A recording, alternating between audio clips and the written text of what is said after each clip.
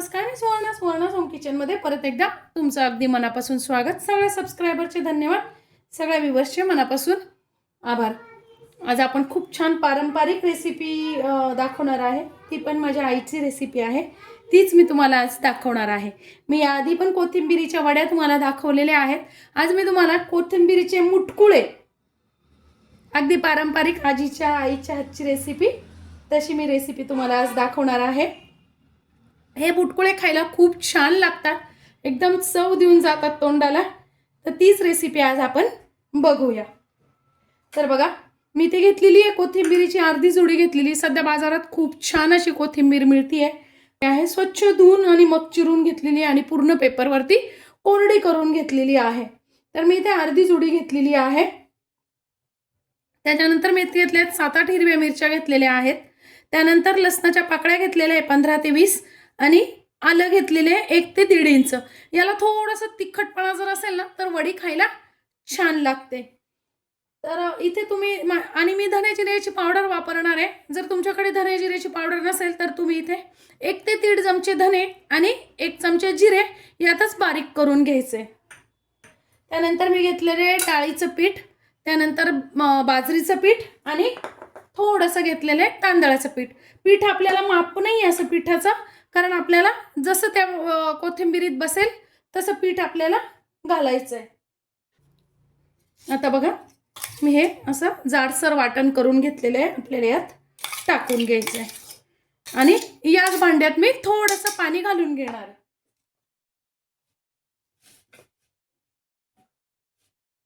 आता आपल्याला पीठ एवढे एकदम नाही टाकायचे, लागत लागत टाकायचं आहे। जसं आपल्या कोथिंबीरीत बसेल तसं पीठ आपल्याला टाकून घ्यायचंय।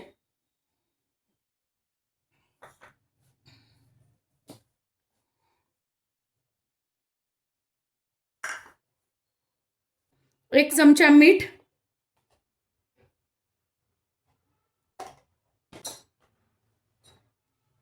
त्यानंतर 1 चमचा टाकून घेतली धने जिऱ्याची पावडर, 2 चमचे आपल्याला टाकून घ्यायचे पांढरे तीळ, अर्धा चमचा टाकून घेतलेली हळद, अर्धा चमचा हिंग, अर्धा चमचा ओवा घालून घ्यायचा आहे।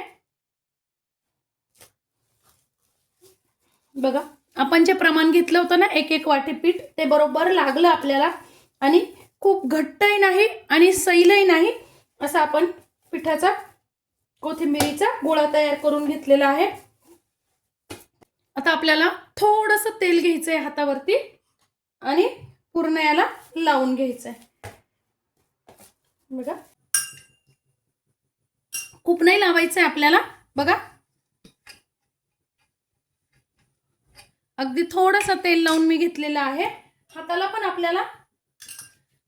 आपल्याला थोडंसं तेल लावून घ्यायचंय आणि तुम्हाला पाहिजे त्या आकारात, बघा आता आपण मुटकुळे करतोय म्हटल्यानंतर तुम्ही या पद्धतीने असे मुटकुळे केले तरी चालतील, किंवा मग लांब लांब असे मोठे असे आपण याची गट्ट्याची भाजी करतो वगैरे तसे केले तरी काहीच हरकत नाही, किंवा मग हे असे मुटकुळे केले तरी पण छान लागतात, किंवा मग असे मोठे मोठे मुटकुळे तुम्ही करून घेतले, वाफवून घेतले आणि नंतर वड्या करून तळल्या तरी छान लागतील। पण आता बघा, या पद्धतीने मी सगळे करून घेतलेले आहेत।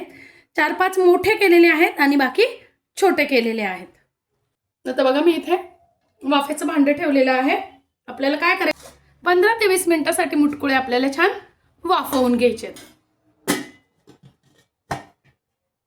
सुरुवातीला 5 मिनिटं मोठ्या गॅसवर ठेवायचे आणि नंतरचे 10 मिनिटं मीडियम गॅसवर करायचे। आता बघा, 15 मिनिटं होऊन गेलेले आहेत, आपण बघूया। वा, किती छान फुगले आहेत आणि अशा थोड्या थोड्या भेगा पण पडलेले आहेत, म्हणजे आपले मुटकुळे छान तयार झालेत। आता काय करायचं आहे, आपल्याला अशी सुरी घ्यायची आहे आणि सुरी त्यात टाकून बघायची। बघा, या पद्धतीने अगदी क्लीन आली आहे, म्हणजे आपले मुटकुळे तयार आहे। गॅस बंद करून टाकायचे आहेत। असे गरमच तळायला घेतले ना तर मग ते छान होणार नाही, म्हणून काय करायचंय, पूर्णपणे व्यवस्थित थंड करून घ्यायचे। 10-1 मिनिटं झालेली आहे, गार झालेले आहेत आता हे जे मोठे आहेत ना त्याचे तुम्ही असे गोल वड्या करू शकता बघा या पद्धतीने।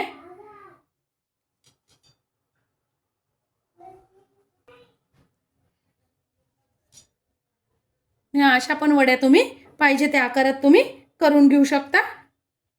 आणि हे आहेत ना याचे पण तुम्ही असे 2-2 तुकडे करून फ्राय करून घेऊ शकता, म्हणजे छान फ्राय होतात, किंवा मग असेच पूर्ण मोठे मोठे फ्राय केले तरी छान लागतात। पण मी तुकडे करून घेणार आहे बघा हे या पद्धतीने। मीडियम गॅस करायचा आहे आपल्याला, गॅसवरच करायचे आहे म्हणजे छान कुरकुरीत होतात बघा। मस्त असे कुरकुरीत झाले की आपल्याला काढून घ्यायचे।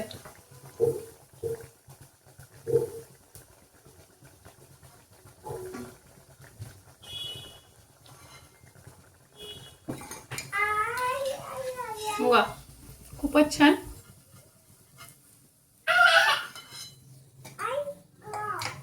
आता नाही दीदी नंतरच करते मी।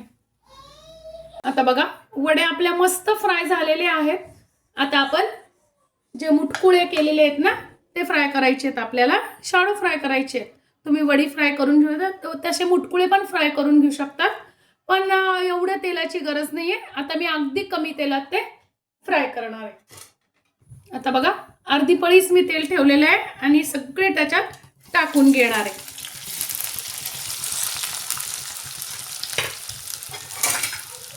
आणि मस्त फ्राय करून घेणार आहे, खूप सुंदर लागतात असे पण।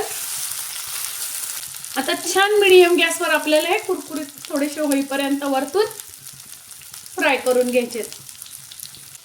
बघा मस्त खमंग झालेले आहेत। आता बघा काढून घ्यायचे।